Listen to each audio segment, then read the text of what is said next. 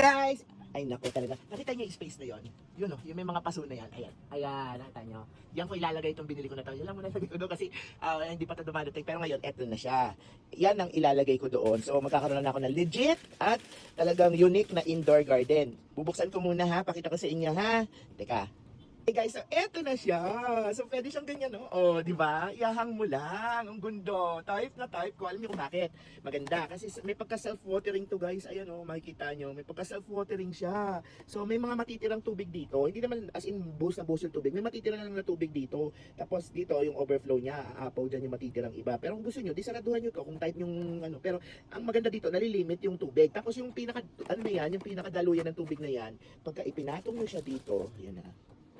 Ha? Ipapatong niya siya dyan dito. Yung ibabaw lang, pwede yung ibabaw lang ang diligan nyo. Teka, ang hirap pa, in fairness. Kasi isang kamay ko, kailangan i-shoot mo na ito. Basta, nakuha niya, gets yung logic. So, pagka nag-overflow yung tubig doon, mapupunta siya dito sa susunod na paso. And then, so on and so forth. Kaya, ang in-order ko, ay, 8. Alam niyo bakit? Kasi magtatanim ako ng mga herbs, pero gusto ko dito sa loob. Kasi, ang ganda-ganda, grabe. Social tingnan. At matigas ang kanyang plastic, guys, ha. Hindi katulad ng una kong in-order, hindi ko type, Kaya ginawa ko, sabi ko, palitan na lang natin ng iba. Sabi ko ganun kasi malamya. Mas malamya pa kaysa kay Lola. Paano kaya to? Ang hirap naman. Pero ano to, it's either you hang it or you stand it. Pwede naman. Ayun, pasok na. Ganyan lang pala yun. Dali lang naman pala. Okay.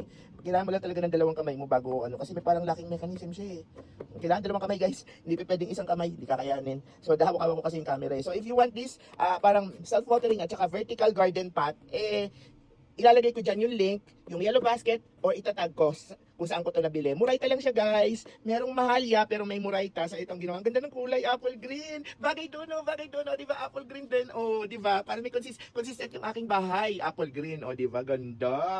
So, paano papatayuin mo? Ayun, tayo naman pala siya.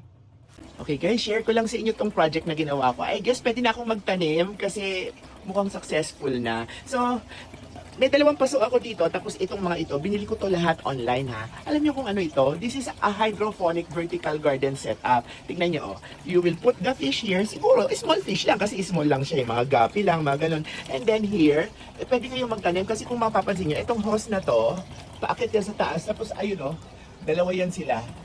Bumubuhos dito sa mga pot na ito. Tapos itong mga pot na ito, kung titignan nyo sa loob, actually hindi naman ito pang hydroponic Ano lang ito self-watering pot to, pero ang project is gawin siyang hydroponic talaga. Ayan So magkakaroon siya, pagka tinigil mo yung hatigil natin yung pinakadaloy ng tubig, may matitira pa rin sa kanya. Yan ang nagustuhan ko sa kanya. May matitira pa rin. Hindi basta-basta mamamatay yung mga halaman o madadry yung mga halaman. Kasi gagamitan ko lang to guys ng hydrotone. Hindi ko to gagamitan ng ibang siguro hydrotone or yung mist na lang siguro or what. Kasi medyo magaang lang. Ayoko kasi ng mabigat.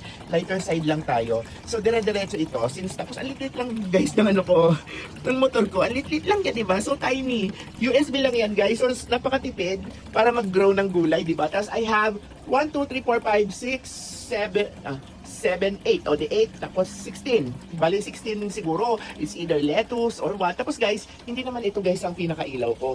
Ornamental lang yan pag nagugupit ako. Pero actually, ito ang pinakailaw natin dyan ha. Ito. Ganyan siya kaliwanag. Ayan yan siya guys.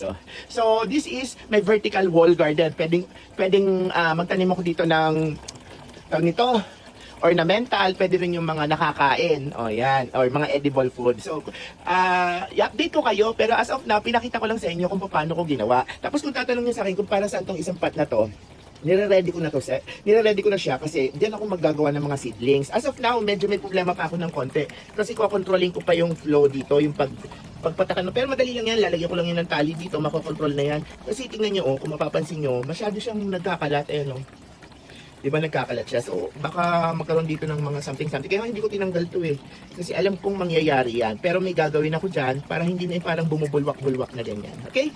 Sana may natutunan kayo sa shinare sa inyo. Alam nyo guys, kasi ito sa totoo lang, ang tagal ko nang tinitignan to sa iba-ibang online na platform. Mahal pa, way back 90s pa. Gusto ko nang bilhin to. Pangarap ko talaga to guys. 1,000 plus to Per isang ganito lang kasi dual. So ibig sabihin, pagka ito pinagsama-sama mo, kung noong araw ha, pero ngayon guys, medyo nagmurayta na siya, hindi na siya ganun kamahal. Kaya tinuloy ko na yung pangarap ko guys. So ito, wish me luck guys, lalagyan ko yan ng hydrotone, tapos may mga fishes lang dito. Pero eventually guys, itong pot na to, baka palitan ko rin. Magpapagawa ko ng acrylic na talagang makikita mo rin yung mga fish. Pero as of now, ito, pwede na yan kahit papano, yan na lang. Kasi yan yung pinaka-cheapest na mabibili. Tsaka siya yung akmang-akma dito sa pinakasukat dito. So wala na akong problema dyan. Okay lang naman yan. Ayan. Ako, sana mag-success ako sa pagtatanim. Anyway, talaga naman siguro mag-success. Feeling ko lang ha. Nag-a-assume lang ako. Kasi dati na akong gumagawa ng mga hydroponic setup. Iba-ibang setup na nagawa ko. Ngayon ko lang ginawa itong setup na to na talagang bumili ako ng aking pot. Kapatid natin, masyado nakakasilaw sa paningin. Nagugupit ako dito guys. Araw-araw akong gumugupit dito sa area na to. Ayan o. Ayan sa lamento, puwan, tapos yung mga aso. Pero basta ito na pagugupit ako, wala yung mga aso. So parang nangihinayang ako sa kuryente. Kaya lahat ng ilaw ko guys, nilalagyan ko ng mga halaman. O dito may ilaw din ako. Nilalagyan ko lahat ng mga halaman para at least double purpose siya. Meron din akong terrarium dito. Tapos doon guys, may ilaw din ako doon. Ayun, may halaman din. Para double purpose. Sa panahon ngayon, kailangan matipid ka at nagagamit mo sa iba pang paraan yung mga bagay-bagay na nasa paligid mo, di ba? So, sana mag-success ako. Nakakatuwa. Kahit nasabihin na natin hindi ako maglagay ng fish, pwede rin naman itong lagyan lang ng nutrient solution. Kaya, okay na yan. Ay nako, damandam ako ng aking success. At kung gusto nyong makita ko saan ko to binili itong mga to, it's either in the yellow basket or ilalagay ko yung link dyan. I-click nyo na lang to support Lola. Okay?